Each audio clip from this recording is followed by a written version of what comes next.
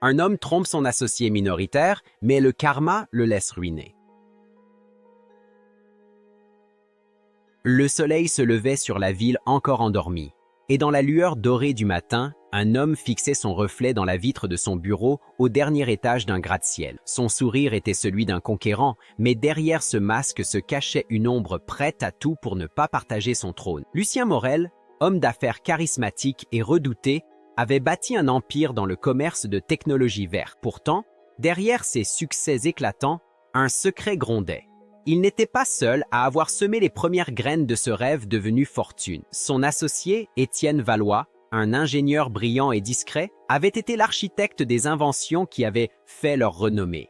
Mais Étienne, minoritaire dans la société, croyait naïvement que la loyauté valait plus que l'argent. Au fil des années, la méfiance de Lucien grandit. Il voyait en Étienne non plus un partenaire, mais un obstacle à éliminer. Sa cupidité se changea en poison, nourri par le succès et les éloges. Une nuit d'hiver, dans un café désert, Lucien proposa une réunion amicale. Étienne, confiant, vint sans soupçonner que ce dîner serait le début de sa chute. Entre deux gorgées de vin, Lucien fit signer à son ami des documents falsifiés sous prétexte d'une réorganisation. Quelques jours plus tard, Étienne découvrit l'horreur. Il avait cédé toutes ses parts, perdant le fruit de 20 ans de travail. Il chercha à comprendre, mais Lucien, froid et distant, lui répondit simplement « Les affaires ne sont pas un lieu pour les sentiments ». Étienne s'en alla, le cœur brisé, tandis que Lucien célébrait sa victoire. Les journaux parlaient de lui comme d'un génie du siècle. Les investisseurs se pressaient à sa porte. Mais derrière chaque toast, le destin affûtait déjà ses griffes. Les mois passèrent et un vent d'arrogance souffla sur l'empire de Lucien. Il signa des contrats risqués,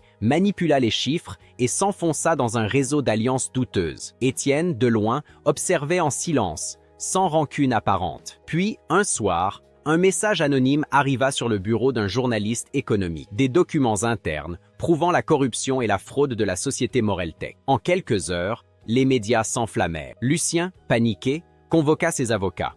Mais chaque porte qu'il frappait se refermait.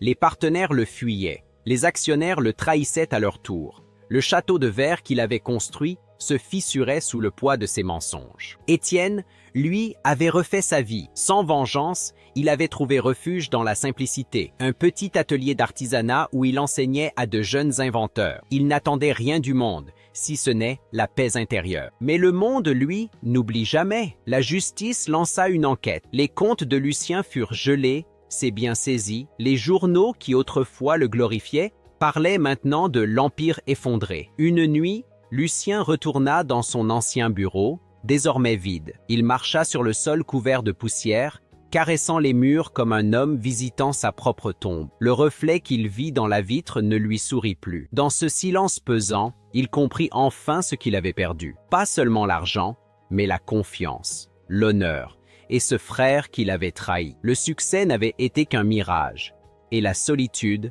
sa seule compagne fidèle. Quelques semaines plus tard, on le retrouva vivant, mais brisé, dans une modeste pension. Il n'avait plus rien, sinon le souvenir amer d'une vie bâtie sur la tromperie. Les journaux n'écrivirent même pas son nom dans les nécrologies. Étienne, apprenant la nouvelle, se recueillit en silence. Il ne ressentit ni joie ni triomphe, seulement une profonde tristesse. Il savait que la vie avait déjà rendu justice d'une manière plus implacable que les tribunaux. Dans sa petite boutique, il accrocha une plaque de bois gravée. « La loyauté ne se vend pas, elle se mérite ». Les jeunes qui venaient apprendre de lui lisaient ces mots sans comprendre tout leur poids. Les années passèrent encore. Le nom de Lucien Morel disparut, tandis que les inventions d'Étienne continuaient d'inspirer de nouvelles générations. L'un avait bâti sur le sable, l'autre sur la vérité. Et quelque part, dans le vent du soir, le murmure du destin semblait dire « Ce que l'on prend par tromperie, la vie le reprend en silence. La richesse construite sur la trahison est comme un palais de verre, magnifique en apparence, mais fragile au premier souffle de vérité. La justice n'est pas toujours rendue par les tribunaux.